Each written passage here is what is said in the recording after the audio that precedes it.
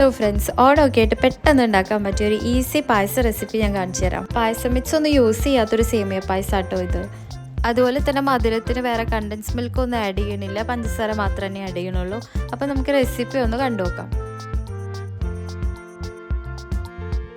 നമ്മളിവിടെ നെയ്യ് എടുത്തിട്ടുണ്ട്, അതുപോലെ അണ്ടിപ്പരിപ്പ് മുന്തിരിയുണ്ട്, പിന്നെ കുറച്ച് 2-3 ഏലക്കായ, പിന്നെ സേമിയ ഇതുപോലെ നുറുക്കായി വരുന്ന സേമിയാണ് ഞാൻ വാങ്ങിച്ചത്. നീളത്തിലുള്ളതും കിട്ടും, അത് പൊടിച്ചെടുത്താൽ മതി.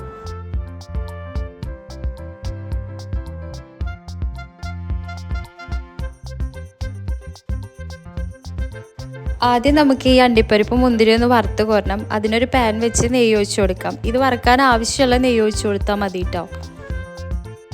നെയ്യ് ചൂടായി വന്നിട്ടുണ്ട്. ആദ്യം ഞാൻ ആഡ് ചെയ്യുന്നത് അണ്ടിപ്പരിപ്പാണ്. അതൊന്ന് സോട്ട് ചെയ്ത് ഗോൾഡൻ കളർ ആവുന്ന സമയത്തൊന്ന് കോരിയെടുക്കാം. അതിന് ശേഷമാണ് ഞാൻ മുന്തിരി ആഡ് ചെയ്യണത്.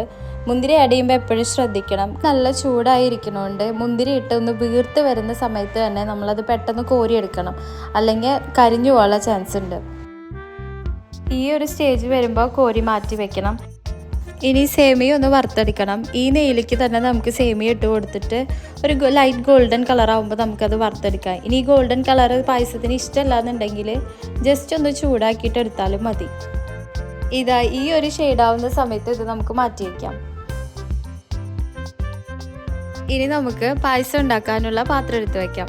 നിങ്ങളുടെ കയ്യിൽ ഉരുളി ഉണ്ടെങ്കിൽ ഉരുളി യൂസ് ചെയ്തോളൂ കേട്ടോ. ഞാനിനി ആവശ്യമായിട്ടുള്ള പാൽ ഒഴിച്ചു. ആ പാലിൻ്റെ തന്നെ ഒരു ഭാഗം വെള്ളം കൂടെ ആഡ് ചെയ്തു. പാൽ ചൂടായി വരുന്ന സമയത്ത് വറുത്ത് വെച്ച സേമിയ ഒന്ന് ആഡ് ചെയ്ത് കൊടുത്ത് നല്ല പോലെ ഒന്ന് മിക്സ് ചെയ്ത് കൊടുക്കണം.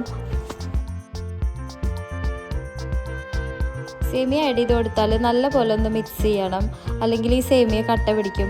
എപ്പോഴും പായസമൊക്കെ ഇളക്കി കൊടുക്കുമ്പോൾ ഇങ്ങനെ വട്ടത്തിൽ ചുറ്റിച്ച് വേണം ഇളക്കി കൊടുക്കാനായിട്ട്. അതുപോലെ ഈ പാല് ചൂടായി വരുന്ന സമയത്ത് തെളിഞ്ഞ് ഗോൾഡൻ കളറിൽ തെളിഞ്ഞ് വരുന്നത് നെയ്യാണ് കേട്ടോ. ഇതിലോട്ട് ഒരു 2 ഏലക്ക പൊടിച്ച് ചേർത്ത് കൊടുക്കുന്നുണ്ട്. ഏലക്ക ചേർക്കുമ്പോൾ നല്ലൊരു ഫ്ലേവർ കിട്ടും. എന്നിട്ട് ഇത് നല്ലപോലെ ഒന്ന് തിളപ്പിക്കുക. എന്നിട്ട് സിമ്മിലാക്കിയിട്ട് ഈ സേമിയ വേവുന്ന വരെ ഒന്ന് വെയിറ്റ് ചെയ്ത് വെക്കാം. അതുപോലെ തന്നെ വട്ടത്തിൽ നല്ലപോലെ മിക്സ് ചെയ്ത് കൊടുക്കാൻ വേണം കേട്ടോ.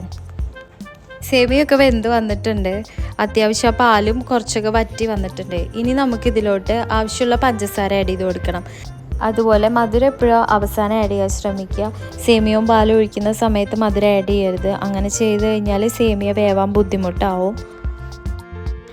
അതുപോലെ തന്നെ മധുരത്തിനെ ബാലൻസ് ചെയ്യാനായിട്ട് ഒരു നുള്ളു ഉപ്പൂടെ ചേർക്കണം. എന്നിട്ട് തീ സിമ്മിലാക്കിയിട്ട് നല്ലപോലെ ഇളക്കി മിക്സ് ചെയ്ത് ഈ പാലൊന്ന് ചെറുതായിട്ട് വറ്റിച്ചെടുക്കണം. കുറച്ച് കഴിയുമ്പോൾ ഈ ഒരു കൺസിസ്റ്റൻസി ആവും. ഇപ്പോഴും ഒരുപാട് വെള്ളമായിട്ടും ഇരിക്കില്ല, ഒരുപാട് കുറുകിയിരിക്കില്ല, അതിനിടയ്ക്ക് നിൽക്കുന്ന ഒരു കൺസിസ്റ്റൻസി ആയിരിക്കും.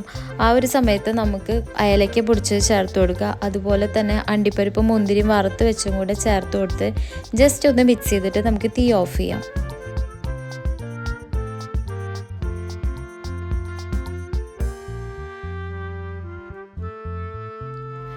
ഇപ്പോൾ കണ്ടില്ലേ പായസത്തിൻ്റെ ഒരു ടെക്സ്ചർ, ഒരുപാട് കുറുകിയിട്ടുമല്ല ഒരുപാട് വെള്ളവുമില്ല. ഇതിന് ചൂടാറുമ്പോൾ ഒന്നും കൂടെ ഒന്ന് ടൈറ്റ് ആവും. അതാണ് പ്രോപ്പർ ടെക്സ്ചർ എന്ന് പറയുന്നത്. നമ്മൾ അത് കൺസിഡർ ചെയ്തിട്ടാണ് എപ്പോഴും പായസം ഉണ്ടാക്കുന്നത്. അങ്ങനെ സിമ്പിൾ ആൻഡ് ടേസ്റ്റി ആയിട്ടുള്ള സേമിയ പായസം ഇവിടെ റെഡി ആയിട്ടുണ്ട്. എല്ലാവരും ഈ ഓണത്തിന് ഇതൊന്ന് ട്രൈ ചെയ്ത് നോക്കണേ. അപ്പോൾ happy Onam everyone. Thank you so much. Bye bye.